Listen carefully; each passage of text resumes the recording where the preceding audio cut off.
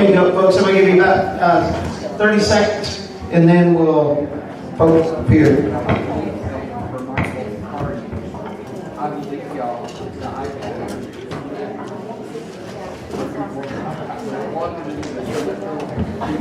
All right, so I just want to quickly, again, we're going to talk about all things Google, and let me see if I can get this shrink down a little bit. No, wrong one.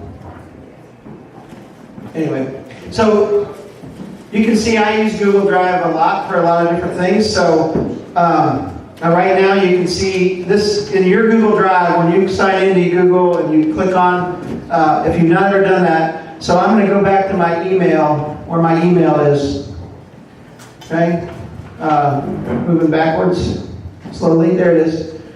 So you open up your email and you see this, and then you'll click up here in this little sort of grid-looking thing, and that's where you'll see all your apps.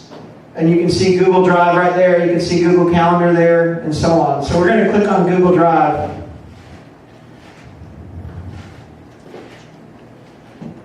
And inside Google Drive, you'll see all of your folders that you have set up in there, and I have several, obviously, for the different things that I have going on. So here's the SCYMI folder. So I'm going to double click on that, and then inside that, you'll see the different things loaded up in there. And then you'll be clicking on cohort content. Inside cohort content, you'll see that day one folder. And inside, and also even before that, you'll see the conference call instructions are there, right? The copy of the cohort covenant that you signed, the pre-coaching form. There's a document here that says videos used in training, and I'll have either Stephanie or I will add to that list, because we're not able to give you many of those videos because we purchased them for our trainings, and so we can't just hand them over to you. They're copyrighted. And then inside each folder, day one, you'll see a day two, then a day three, and so on. You click on day one, you'll see the PowerPoints, the PDFs. You'll also see a place in there. There's this SCYMI Day 1 training videos. You click on that. And on this one, you'll want to hit present. And then what that does is put you in the presentation mode where you can watch that actual video. That's the video that we took with the video camera, and then I edited it and uploaded it to YouTube and dropped it into this space for you to view. So maybe it's something that was really good that you thought you wanted your whole church to see or another group of people to see. You have access to those training day videos. And in fact, we have a couple of churches that were not able to be here today. And Julie and Chandra are going to take the day's videos, sit down with those folks, and walk through the day basically with them with those videos. Okay?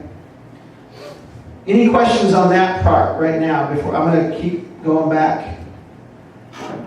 I'll go back to the Google Drive folder. So, anything on that? Are you all seeing those things that are on the internet? Okay. So, and then now in day two, Stephanie has already uploaded those documents that she's talked about so far, and also other documents, right? Some of them you haven't talked about yet, right? And so those are in there. Okay. Guys, this is a new thing that we're doing with you all. We did not do this well with the previous 3 cohorts, so and so you all are special. Just know that. Yay. We love you more, I guess. Is that what it means, Shannon? We do. Or we got smarter? And so we apologize to Chandra and Christine, who went through previous cohorts, and Tom was in the previous cohort with another church. That we just got smarter because we were growing and evolving. All right, so let's talk about then. Today we're going to talk about the calendar, and don't judge me by my calendar, but I have a lot of stuff on the calendar. No, it's not too bad right there. Whoa. That's not all me. But like this is everybody in the conference, so I can go over here and deselect different colors and drop those things out. That's just pretty much me right there. So Chandra, you're using Google Calendar for your youth group, right? Yes. And so, anybody else using Google Calendar for their church or for their youth group and so on? Okay, Nick is. And you can embed that calendar into your website. You can give them, you can share that calendar with individuals that you want to share it with. It's just like I shared, I think y'all should have gotten a share from me with the SCYMI calendar because Christine or Chandra or Julie, one of the three of them, are uploading your coaching call times. After those get finalized, they're getting put into this calendar also, right? I'm seeing them on there. Somebody's doing that, and it's not me, so it's like maybe it's magical fairies that are doing it. But it's exciting. And then you can see here where my cursor is over here. I have the cohort in here, so I can turn off everything else in this calendar, and then you can see there's cohort stuff in there. So you can set up a calendar for your youth group, for your church, for yourself, and have it set up as a specific calendar. You would go into, you do have to have a Gmail account to do that. That doesn't mean that you have to use that as your everyday email. But you can go into settings, and over here, and then in calendars, you can, right here it says create new calendar. So say I want to create a new calendar for Next Gen United Methodist Church.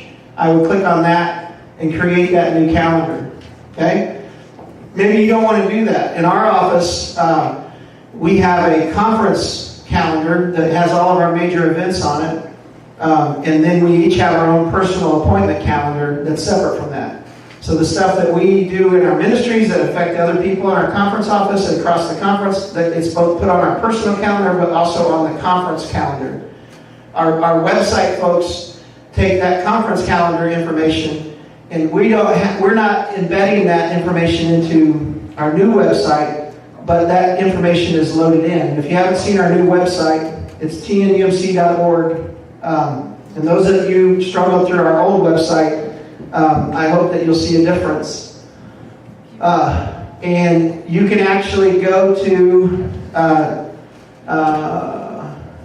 calendar, click on calendar right there, and you can see the events that are happening in the conference by looking at that website calendar. Okay. Also, so say Summitville has some great event that's going on that they want everyone in the conference to know about. They can go down to, we'll go back to the home page, because that's you can see it there. You can see it also on the calendar page. But you can scroll down to the bottom, and you can submit events.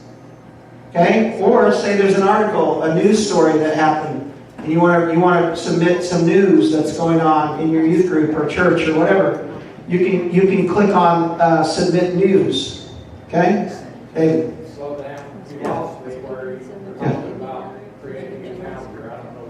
I'm going to go back to that. But I'm linking that in how you can use it in your website. Okay? You can link to the conference calendar also. Probably what you would want to do in terms of the, are you talking about the conference? Yes. They would send you invite you to the conference web calendar. You can email Amy Hurd, but also know that you can go to tnumc.org, and and that calendar is duplicated on that website. And so, to embed it into your calendar, you can ask her if she can do that. Yes, yeah. All right. So I'm sorry, David. So I went into settings. Let me go back to my email. Went into settings from Google or? Went into settings from the calendar. See right here? Okay. There's that gearbox thing. Yeah, I got it. Click on that. Go into settings. Okay. And then down at the bottom, you scroll down. Up here where it says calendars. Click on calendars. Okay. And it says create new calendar. And so you have the ability to do that there. And so say you only want to share this calendar that you created with your parents of your youth group. Then over here, you can click on shared, where it says sharing. Click on, and I'll do that on this cohort. And I can go in here and you can see everyone that I've shared it with. Okay? You can also change their ability to manage. Like for you all, it's not that I don't trust you, but I haven't given you permission to edit things on the calendar. But I have given permission to Stephanie and Christine and Julie and Chandra and myself have that ability to do that. Okay? So if you guys get into this partnering project and you want the rest of the cohort to know about it, you would let your coach know, and your coach could add that event onto the calendar. If you want us to promote it across the conference or across your district, then make sure that the coach is going to know that, and they'll send that information to me and Julie, and one of us will make sure, or we'll get it out so that we're promoting it, we're inviting people to it, and so on. Okay?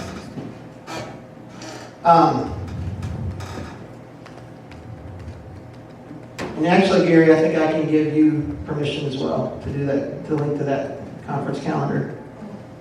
I just got, my hip was buzzing, and it was because of you. That sounded weird. Your hips don't lie. My hips don't lie. All right. So we're back in this Google Drive, okay? So say we were, Stephanie was talking earlier about different types of toolkits that you can get from like Cynthia Youth Ministry Tools, or Youth Specialties has different toolkits that you can do. And these toolkits are ways for you to just keep track of your information, or your students and your groups, right? So I don't believe you need to spend money doing that whenever Google's Forms is free, okay? So I want to show you what that looks like. And so inside Google Forms, this is what it looks like when you click on it. It has some pre-made templates that are already up there, like a course evaluation, contact information, exit ticket, assessment. But I'll show you what I created for you right now, just as a sample. And so I created a place for you to use possibly as a check-in, like when your students come to youth group for the first time, or they come to youth group on a regular youth group Sunday or Sunday school. You could use, create a form that when they come into your space, they just type in their information and it gets put into a spreadsheet. Okay? And you can customize it. If it's a new, you can have a space that says, I'm a new student, and so they're going to put in all their information. Or I'm a returner, and they just put in their name, so they're checking in. And this starts to create that database so that you're not losing papers and different things like that, or whatever. Just set your up. Even if you had an extra, like an old iPad or an old, probably even you could use like an old Amazon Fire tablet, something that has the ability to pull it up on the screen, and you can just set it in a common entry space for them to be able to check themselves in by putting in their name, and it's in there, and then later in the week when you go back and say, oh, did Sammy come, or was Sammy here this many days, you got that access. So here's what the creation table looks like, okay? And so in this one, you can see the cursor is flashing next to Next Gen. So you can change the name of, you just basically highlight that. This is in the editing process space, okay? So I can name that whatever I want to name it. Then I can put a description here for whatever I want to do there as well. And then you start putting in the items that you want. So in this one, you can see that there's two things that you can see that are different here. On that one there, it says first name, and you can see the star is way over here. So let's look and see what it looks like on the inside. So I made this earlier. So first name, I want them to give me just a short answer of what their name is. Maybe, and I've clicked on the required so that they have to put that in there, okay? There's different ways that you can choose the different kind of questions that you want them to be able to answer. But in those spaces where you're asking for their first name or last name or whatever, just do the short answer, it's easiest. Okay? Alright, so then I did the last name, same way as I did with the first name. Question? No? And then for grade level, you can see this, it looks like, I've got the grade level 6 through 12 there. Alright, and I'll show you what that looks like when it's actually in the form when you're looking at it. It doesn't look like this, so that the form is really long when you actually put it live. Okay, so let me show you what it looks like when it's live. You can click on preview, and so you see that first name, last name, and grade level. And so it's a drop down. So when they click on that, they can select their grade. Okay? Alright? Same format for the phone and the email that I used for the name. And now down at the bottom, you can see that I created a similar space for parent/guardian. A required one on the first one. So is what I normally do. And I don't break it out first and last name. You could do that if you wanted to. But I asked them to put their name in there. What is the relationship? Because I know that family systems look different across families. So maybe they're being raised by their mom and dad, or maybe it's a grandparent, maybe it's a brother, maybe it's a foster parent. I don't know. It's whatever how they identify with that. So, but I would put those as required fields, at least the first time, for the first entry. Parent, relationship, phone number, email. I didn't put email as a required because some folks may not have email. Okay? So if you put it as required and they don't put anything in there, it won't allow them to move forward. Because with some people in your youth group may not have more than one parent, I didn't make it required for the second one. But it's still good to go ahead and ask for that. Okay? Alright. So then, questions on that, because I want to show you what the inside looks like. I've already got 2 entries in this form. So when it's live, this isn't really, they'll not have the ability to click on this edit button when you make it live. And you could put this on your website or on a computer, whatever, but they won't be able to edit it because they won't be signed in, but you'll be able to create the link for them to show. So when you're in the editing mode, you have this view up here. You see questions, and then you can see responses. Okay? You also have the option of looking at it like that, and you can see that there are 2 sets of responses here. The first one says Collins in the first name, and the second one says Mary. Those are my 2 children. And then you can see last name Fiscus in 2 spaces. But I thought this was really cool. This graph that's created. Collins is a 7th grader, Mary is a freshman, and so there's a key code right there next to it. So Collins, you can see, is a 7th grader, it's red. Mary is a 9th grader, it's green. So my youth group is 50-50 right now, freshman and 7th grader. You can do male-female if you want to. And see, that helped create, you could do another form that said, are you male or female? And you would be able to see that graph, what's your makeup of your youth group. And so that's one way to look at it. The other way to look at it is through a spreadsheet format. And I'll go back to show you where that was again in just a second after it loads. So you can see in this, it gives a timestamp also over in the far left column that I entered that May 7th, 2016 at 11 a.m. Okay, for Collins's. For Mary's, she checked in at 11:20. So that might be a useful tool for you when you're looking at, was this kid here or not? And then you have this. This is an exportable spreadsheet that you can export and use it in, like if maybe you want to put their address in there as a part of the thing that they fill out. And then when you are in a Word document, you can merge. You can have them, that Word document actually merge those fields into that letter and so on, so that you're creating these form letters that are going out that way. You could export it to print envelopes with their address that way and so on. You could do it to divide up the students into, Shander's going to call these 5 kids, and here's their contact information. Christine's going to call these 5 kids, here's their contact information.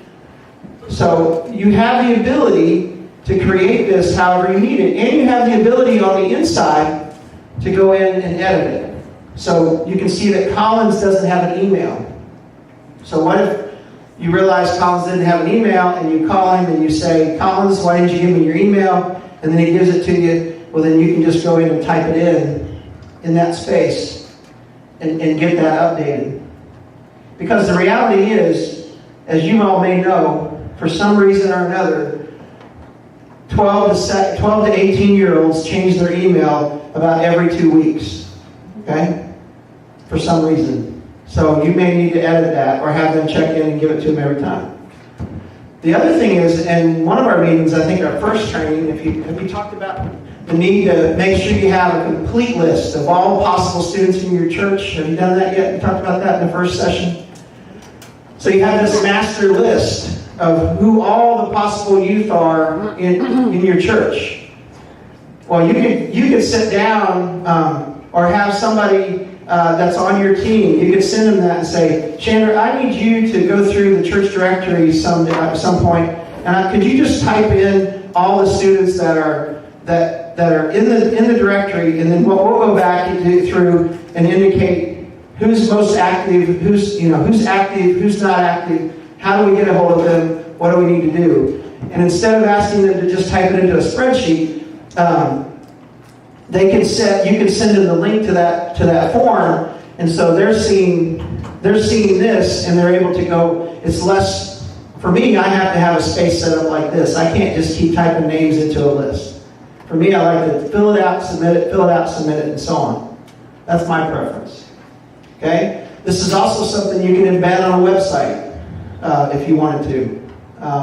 You can do registrations for the events you have going on. Warmth and Winter, Summer Sizzler, Hands and Feet. You could set up a registration form for yourself on your website and ask your people to go and register there. Okay? So I'm going to stop because what I would like for you all to do, here's an assignment that I want you to do that involves your coaches. I would like for you to create a form between now and when your coaching call is, and send your coach the link to the form so that they can see it, and and they can fill it out. And maybe you've already started using it. That's great. That's fine. But I want you to send them a link to it so that they can see how you're using it. Maybe they might have insight into it. Maybe you're giving them new information about how to use it.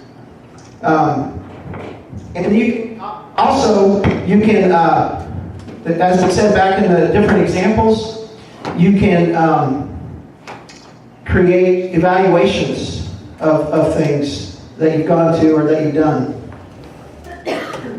Up here in the top, there's a sample evaluation or assessment, course evaluation. So you pretty much can create them however you want them to look. And then you can share, maybe Derek sets it up, but he's not the one that's going to handle the information. And so Derek gives access to somebody else on his team to be able to manipulate the information or do the content. Derek's the one that's going to set it up, but he gives somebody else editing access and the ability to look at it.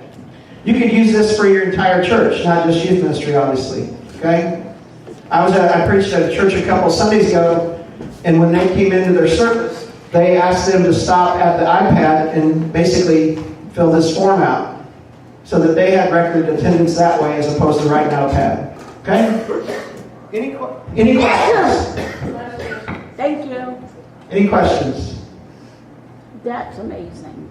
Are there any security concerns in putting people's personal? I wouldn't ask for social security numbers, those kind of things. I wouldn't ask for that kind of stuff. I would make sure that you keep the sharing of it limited to a certain group of people.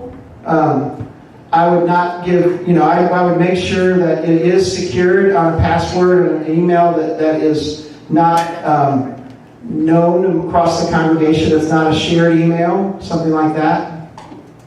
So, but yeah, I mean, if they're registering for Warmth and Winter or something like that, I've seen churches set up their entire health form this way. I don't know if I would do that necessarily. You could, but I don't necessarily think you have to do that. So, any other questions on that? The cool thing too you can set up a new form. So you have a form for 2016, come around at 2017, you set up a new form. It's that previous form information is saved in your Google Drive. So you can compare 2016's attendance, the 17's attendance, and youth group size, information, that stuff too. Okay? Any other questions? Let's invite Stephanie to come back.